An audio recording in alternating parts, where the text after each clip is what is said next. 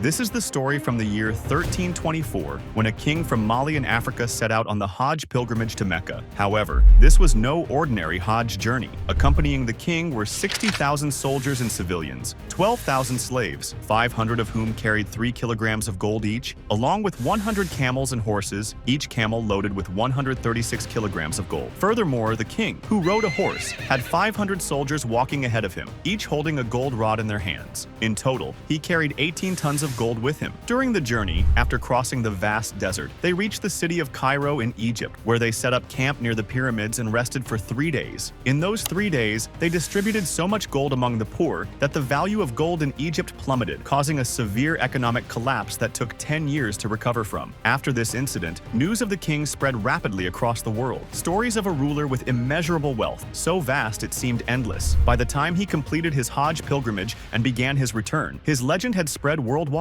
As a result, he was depicted in the famous world map of that era, the Catalan Atlas, where he was shown seated on a throne, wearing a gold crown, holding a gold scepter in one hand and a gold nugget in the other. This incredibly wealthy king was Mansa Musa. From then until today, no one has ever surpassed his wealth. In fact, all the billionaires you know today don't even come close to his level of riches. This raises some key questions. Exactly how much wealth did he have? How did he become so rich? And if he was so wealthy, where did all that wealth go? Because today, Mali, the country Mansa Musa ruled, is among the 10 poorest countries in the world. So, where did Mansa Musa's treasure disappear to? We'll discuss this in detail in this video. Mansa Musa's story begins in 1280 when he was born into the ruling family of Mali. He had a brother, Mansa Abu Bakr, who was the 9th ruler of the Mali Empire and governed until 1312. According to historian Al-Umari, Mansa Abu Bakr was deeply fascinated by the Atlantic Ocean and eager to discover what lay on the other side. To satisfy his curiosity, he sent 200 boats filled with servants, ample food, water, and gold into the Atlantic Ocean. He instructed the admiral to return only in 2 cases. First, if they reached the other side and discovered what was there, and second, if their resources were exhausted mid-journey, leaving them with no food or water. The journey began, and 200 boats set sail into the Atlantic. Years passed, but not a single boat returned. Finally, after a long time, one boat made it back, its captain in a frail condition. When Mansa Abu Bakr asked what had happened to the others, the man explained that a massive whirlpool in the middle of the ocean had swallowed all the boats, and he had barely escaped with his own. You might wonder why I'm telling Mansa Abu Bakr's story and Mansa Musa's tale. Keep watching, and it will all make sense. Even after losing 200 boats, Abu Bakr didn't give up. His obsession with the far side of the Atlantic Ocean was so intense that he set out himself with 3,000 boats, 2,000 for people and 1,000 for supplies, to cross it. Astonishingly, Abu Bakr never returned, nor did any of his boats. To this day, historians cannot determine what happened to him. After this, Mansa Musa, Abu Bakr's younger brother, became the king of Mali. By the way, Mansa was the title given to Mali's kings, which is why he is known as Mansa Musa. This marks the beginning of the real story of Mansa Musa's immense wealth. The Mali Empire was already rich, but it became even wealthier under Mansa Musa's rule. The primary reason for this was expansion. Upon taking the throne, Musa began expanding Mali's territory by about 2,000 miles. This increased the land area and boosted the availability of natural resources. He also initiated trade, which proved highly profitable, especially since Mali's strategic location made trade with surrounding regions easy. However, the true source of Mansa Musa's extreme wealth was gold, salt,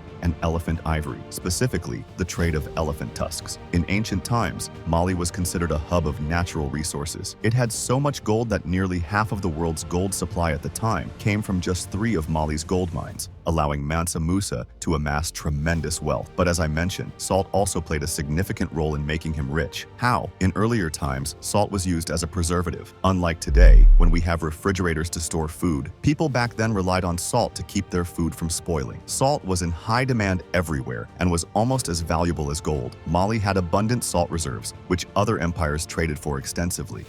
Taking advantage of these plentiful natural resources, Mansa Musa implemented a taxation system in his kingdom. He imposed heavy taxes on gold and salt, making both himself and his empire even richer. I also mentioned the trade of elephant tusks, though there isn't much detailed information about how or why this trade occurred. However, when scientists excavated near the Niger River, which runs through Mali, they found evidence of elephant tusk trading in the ancient city of Gao. Through all these ventures, Mansa Musa became so wealthy that no one has surpassed him in and riches to this day. But if Mansa Musa and his Mali empire were so rich, where did all that wealth go? Today, Mali is the 6th poorest country in the world. How did Mansa Musa's vast fortune vanish? Historians say Mansa Musa was an extremely generous person. Wherever he went, he donated gold to the poor. Beyond his generosity, he was deeply religious and a strong advocate for education. During his Hajj pilgrimage, every Friday, wherever he stopped, he would have a mosque built. Since his journey lasted 2 years, imagine how many mosques he must have commissioned. Naturally, this required a significant amount of gold. Upon returning from his pilgrimage, he funded the construction of the Jingareber Mosque in his kingdom, which still stands today in Timbuktu, Mali. It's said that he gave 200 kilograms of gold to the person who designed it. Additionally, Musa financed the construction of numerous educational institutions, which also consumed a considerable amount of gold. But did all his wealth vanish just because of these expenses? Not entirely. Mansa Musa ruled for 20 years and died sometime between 1332 and 1337. After his death, the Mali Empire passed to his son, who failed to maintain its strength. Civil wars broke out. Small states separated from the empire. The entire system collapsed, and whatever wealth remained was plundered by European invaders. The once golden Mali Empire turned to dust. Some historians believe that Mansa Musa's generosity during his Hajj pilgrimage was one of the reasons for the empire's financial decline. They argue that he distributed so much gold that the Mali Empire was left with very little, ultimately leading to its downfall. After hearing all this, you might wonder, since no one has been as rich as Musa to this day, exactly how much wealth did he have? Adjusted for inflation, in today's terms, Mansa Musa's wealth is estimated to be around $400 billion.